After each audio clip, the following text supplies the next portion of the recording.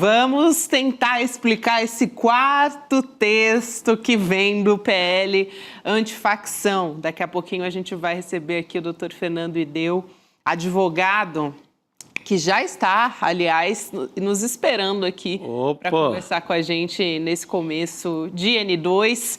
Doutor Fernando Ideu, boa noite, seja muito bem-vindo. É um prazer te receber mais uma vez e a gente tem alguns pontos de destaque aqui que são criticados desse texto do Guilherme Derrite. Vamos analisar ponto a ponto aqui na nossa conversa. Vamos lá. Boa tarde, Gabi, Chico, todo mundo que nos acompanha. Sempre um prazer, sempre uma alegria estar aqui com vocês. Sempre uma alegria para a gente receber também, doutor Ideu. Vamos lá, então, para esse quarto texto do projeto de lei, esses pontos mais criticados. A gente fez uma tela para analisar juntos aqui e trazendo uma diferença entre o que foi proposto pelo governo. Aliás, vi alguns comentários do nosso chat fazendo esse pedido, justamente para a gente mostrar o que o governo federal propôs e o que virou a quarta versão, pois já estamos na quarta versão do texto do Guilherme Derrite. A tipificação penal, o que previa o texto do governo, a proposta do governo Lula. Cria a tipificação de facção criminosa. Diferente de organização criminosa, a facção tem domínio territorial e econômico com atuação interestadual e transnacional. E o PL atual, esse quarto texto do Guilherme Derrite, cria a tipificação organização criminosa ultraviolenta, mas não altera a tipificação atual de associação criminosa. Vamos por partes, são muitas tipificações aqui. Acho que o doutor Ideu vai nos ajudar a entender melhor qual é o problema aqui, doutor Ideu, de criar essa tipificação de organização criminosa ultraviolenta, mas não mudar a tipificação de associação criminosa. Tem uma questão que é essencialmente jurídica para você fazer o enquadramento, né, dessas organizações.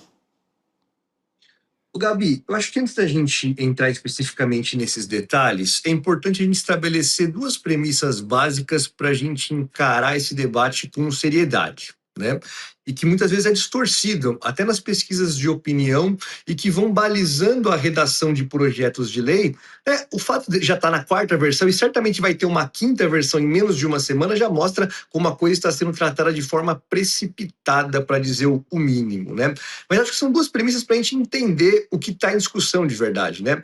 A primeira é que esse não é um debate sobre aqueles que querem tratar de forma mais benevolente ou mais gravosa o fenômeno criminal das facções, das máfias, das organizações criminosas qualificadas, seja como a gente quiser chamar, né? Porque muitas vezes a forma como a questão é posta dá a entender que tem gente querendo tratar isso de uma forma mais rigorosa e tem gente querendo tratar isso de uma forma mais benevolente, mais complacente. Não é o caso, né? É que quando você pergunta para alguém na rua, você acha que deve tratar o tráfico como terrorismo? A tendência da pessoa é responder, é assimilar, é entender essa pergunta do seguinte sentido: você acha que o tráfico deve ser tratado de forma tão rigorosa quanto o terrorismo? Sim, a resposta é sim. São dois fenômenos que exigem uma resposta contundente do Estado, porque são dois fenômenos que afrontam a soberania do Estado. Então, assim, é óbvio, né? Sim, mas são fenômenos essencialmente diferentes. Ninguém aqui, veja, a extrema-direita quer colocar o debate de uma forma como, olha, a esquerda está sendo complacente, está sendo benevolente com esse. Ela quer naturalizar a presença de fuzis nas. Não é, né? Esse fenômeno deve ser tratado de forma super rigorosa, com a pata pesada do Estado, porque é uma questão que afeta a soberania. Então, ninguém está discutindo se é grave ou não, né? Me parece que há um consenso entre quem discute esse projeto, essas várias versões do projeto, que sim, é um fenômeno que deve ser combatido rigorosamente, mas qualitativamente diferente entre terrorismo e tráfico. Então, acho que essa é a primeira premissa. E a segunda premissa, que também me parece que é colocada de uma forma muito equivocada no debate, que é deve-se atuar, o Estado deve atuar, o Estado deve ter uma ação. Então, quando se pergunta assim, você é a favor da ação que teve no Rio de Janeiro? Pô, muita gente recebe isso como se fosse: você é a favor do Estado contra-atacar, do Estado agir? Sim, eu também sou a favor. Eu acho que todo mundo que entende a gravidade desse problema é a favor de uma resposta do Estado. O Estado não pode ser omisso. A esquerda não pode ter uma resposta omissa e paralisante no sentido de que é uma coisa de futuro. Claro que é uma coisa de futuro, claro que tem que ter investimento em educação e oportunidade, claro que se as pessoas tiverem oportunidade vai mudar a vida, claro que a questão da droga, de legalizar a droga, vai ajudar, não vai resolver, porque essas facções não trabalham só com droga, mas claro que são medidas para o futuro, mas tem que ter medidas agora também. O que a gente critica não é a ação do Estado, é a ação precipitada. Não é necessariamente a execução. Porque, veja, o Estado tem que agir com força. Se o cara tá de fuzil na mão, você não vai cumprir o mandado de busca e apreensão, chegando lá com o oficial de justiça com o papelzinho e falando: deixa eu entrar aqui. Vem cumprir uma prisão, por favor, posso entrar? Não vai. Mas não é uma questão de... veja, da mesma forma como o Roberto Jefferson recebeu os policiais com um tiro e o uso da força ali é legítimo, se o cara tá atirando em você, você tem que atirar também. Se o cara tá de fuzil na mão, você tem que... É legítima a violência do Estado nessas circunstâncias. O que não é adequado? É você simplesmente agir com violência e no dia seguinte abandonar esse território. Porque aí você tirou a liderança e você abre espaço para outras lideranças, para outros grupos criminosos de outras naturezas. Então, não é uma questão de uso, vou criticar a todo custo o uso da força. Não, há situações em que sim, o uso da força é legítimo. O problema é o dia seguinte, o problema é fazer isso sem planejamento, sem uma mínima estrutura no improviso. Acho que essas são as duas premissas para a gente entender esse debate, porque senão acaba virando uma coisa de, uns querem combater as facções, as máfias, as organizações criminosas qualificadas, e outros não querem. E não pode ser esse o debate. O debate é como enfrentar esse problema. E aí eu já entro na tua primeira questão aí, pedindo desculpa por ter me alongado nessa deixa introdução. Eu só, doutor Ideu, eu já te devolvo a palavra, mas só aqui para esclarecer, a gente preparou 3 telas, né? O que a gente vai falar agora é sobre a tipificação penal. Depois a gente vai passar para outras também que estão gerando críticas, que são apreensão de bens e depois destinação de bens. Eu não vou falar sobre elas ainda, porque acho que tem que separar por partes aqui para não ficar confuso. Mas agora voltando a palavra para você, doutor Ideu, sobre essa definição para a facção criminosa, né? Qual é a grande questão aí que está sendo colocada sobre as críticas? Perfeito. Então, o projeto melhorou do que era, né? A primeira versão era terrível, simplesmente terrível, porque falava, vou jogar a questão, porque veja, existem organizações criminosas normais, digamos assim, certo? Aquelas organizações criminosas da Lei 12.850, que a gente já tem hoje, uma organização que tá estruturada para dar golpe, para cometer roubo, enfim, organizações criminosas de crimes banais. E existe um fenômeno que são essas organizações criminosas que há quem chame de mafiosas, há quem chame de facções e há quem chame de organizações criminosas qualificadas, que exercem dominação territorial, que desempenham poder econômico e que, em linhas gerais, que praticam extorsão como método de subsistência e que, em linhas gerais, abocanham parte da soberania do Estado, né? Como nós vamos tratar essas organizações criminosas? A primeira versão do projeto, que era péssima, visava transformar esse fenômeno em uma equiparação do terrorismo. Então, é como se a lei enxertava esse conteúdo na lei antiterrorismo. Então essas organizações passavam a ser organizações terroristas. E isso gerava uma série de consequências caóticas. Por exemplo, deslocar a competência da Polícia Civil para a Polícia Federal. A competência sairia da Justiça Estadual, porque quem julga terrorismo é a Justiça Federal. E aí veio, nesse bojo que tem a discussão do enfraquecimento da Polícia Federal, que em si, sou muito sincero com vocês, muito transparente, não vejo como um objetivo geral, eles quiseram enfraquecer a Polícia Federal, não. Mas dada a bizarrice de se colocar o fenômeno das máfias, das facções como terrorismo, isso iria deslocar a competência para a Justiça Federal. Aí eles tiveram que esclarecer que a Polícia Federal não deveria atuar aí. Aí foi um show de horror. Aí foi o enfraquecimento da Polícia Federal, mas que eles não me parece que tenha nascido de outro lugar, senão desse equívoco. Então, mas eu fico me alongando porque, né, é um tema que desperta muito interesse e muitas questões técnicas. Mas para te responder objetivamente, melhorou muito. Porque, veja, esse fenômeno deve ser encarado como uma organização criminosa sofisticada. Aí você pode chamar de organização criminosa qualificada. Assim como tem o homicídio simples e o homicídio qualificado, que é o homicídio mais sofisticado, mais elaborado, mais cruel, pelo seu meio, pelo seu objetivo. Então, da mesma forma, tem uma organização criminosa que é padrão, junta lá 5 pessoas para aplicar golpe em celular, é uma organização criminosa, certo? Então, tendo mais de 4 pessoas para praticar crimes espalhados por aí, né? É uma organização criminosa. Mas tem organizações que são sofisticadas, né? E aí, me parece que acerta, o projeto vai em linha com o que o governo já tinha apresentado na PEC, que é muito parecido, de tratar essas organizações de uma forma diferente, né? São organizações mais sofisticadas, então merecem um tratamento recrudescido pelo direito penal. Parece que nessa linha anda bem o projeto, consertando um equívoco evidente que era tratar essas organizações como terroristas. Eu acho, Chico, que dá para você também fazer um comentário sobre isso, porque é algo que a gente vinha discutindo muito aqui. Depois a gente, claro, vai passar, ainda tem apreensão de bens e destinação de bens, que são questões que estão sendo bem criticadas nessa 4ª versão.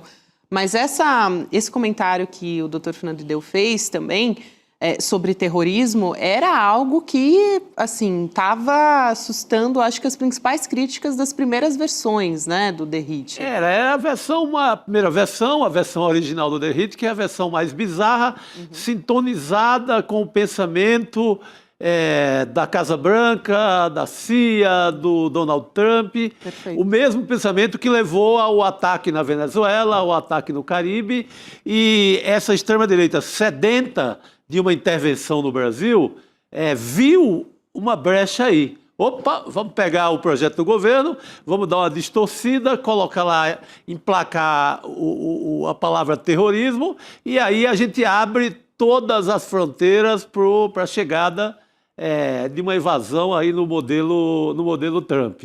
Não vingou, né?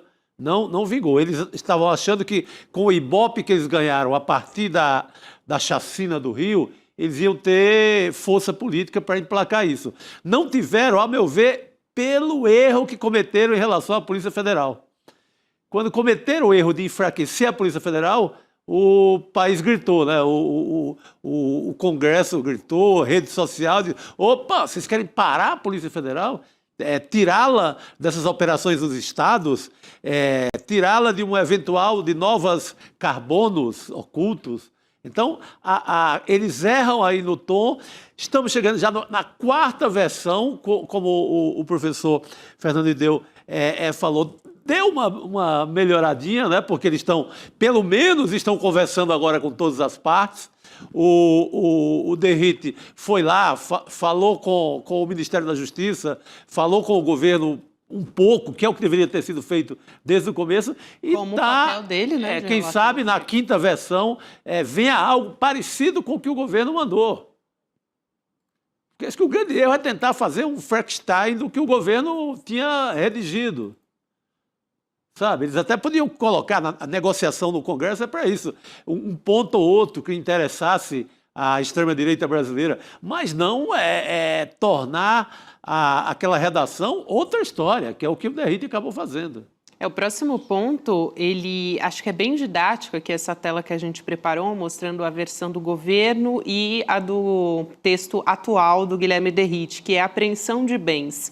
A gente vai colocar aqui na tela a primeira versão, a do PL do governo, que foi mudada depois quando foi para o Congresso Nacional, dizia o seguinte: o texto permitia a apreensão de bens de facções no início da investigação e, ao propor essa medida, a ideia era asfixiar as facções criminosas. No PL atual, nesse texto, prevê que o juiz poderá, durante o curso da investigação, decretar o bloqueio cautelar de acesso a sistemas financeiros. Acho que isso é crucial, né, Chico? Desde o começo, o Haddad já falava muito sobre isso, a Simone Tebet também. Outro que se queixou, não falaram com ninguém da Receita, o DERRIT não fala com COAF, nem com Receita, com nada. Pô, quer combater o quê? Pé de chinelo, lá embaixo. É a cúpula, né, doutor Ideu? Acho que você pode explicar muito melhor para a gente qual é a importância de asfixiar as facções criminosas, né? De que maneira a apreensão de bens antes do início, né? No início, na verdade, da investigação e não durante o curso do processo é importante para conseguir chegar ali na cúpula e não na base do crime. Mas isso se faz, sobretudo, com atuações concretas, articuladas entre as forças de segurança pública.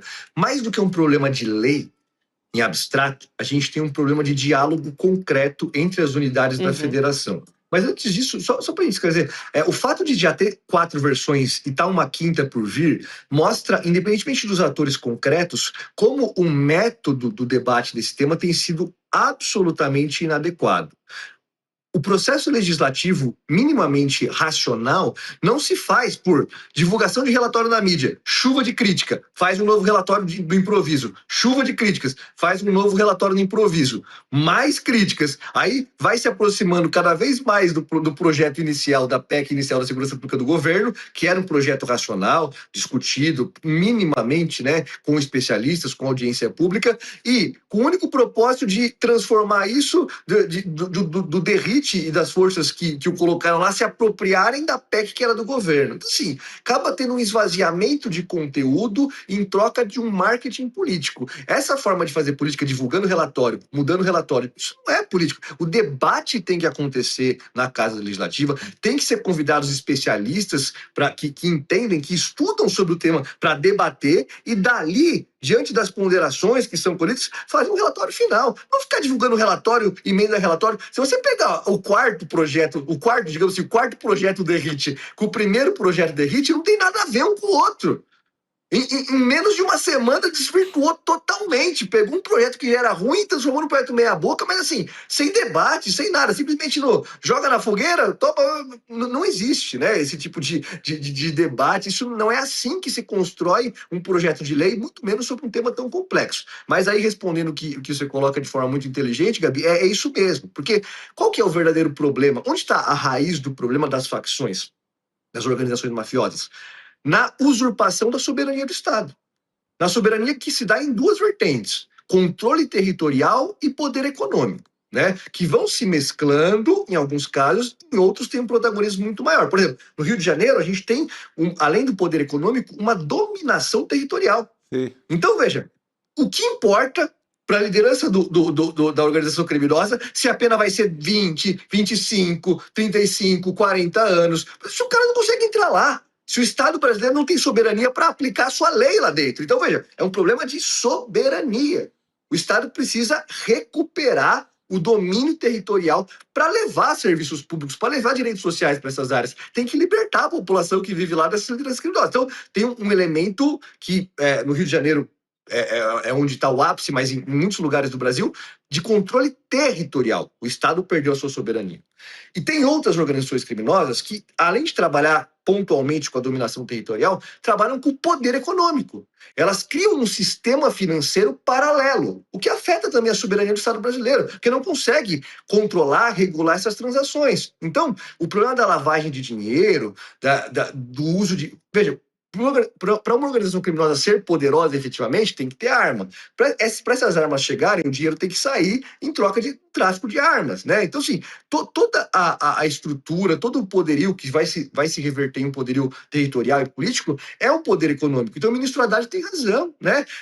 A Operação Carbono Oculto foi um sucesso não porque chegou lá e saiu matando as pessoas, mas porque trabalhou com inteligência e com articulação das forças de segurança pública. É o COAF, é a Receita Federal, é a Justiça, é o Ministério Público Estadual, Ministério Público Federal, Polícia Civil, Polícia Federal. Então, assim, só há um caminho, uma solução para isso, que é essas forças de segurança trabalharem articuladas. Daí, mais do que tudo, a necessidade é uma proposta muito inteligente de 2 pessoas que pensam o tema de forma muito qualificada, que são Valfrido Vardi e Lincoln Gakia. Eles publicaram um livro agora com uma das propostas sobre segurança pública é a criação de uma agência nacional antimáfia.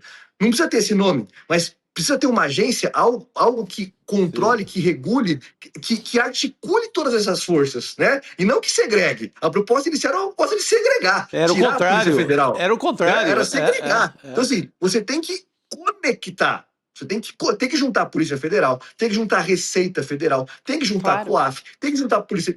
É só por esse... Então, mais do que um problema de lei, é um problema de atos concretos, de coordenação concreta. Perfeito. Essa semana o Demori falou muito disso, né, desse projeto, e a gente também conversou com o Lincoln Gakia essa semana, no N1.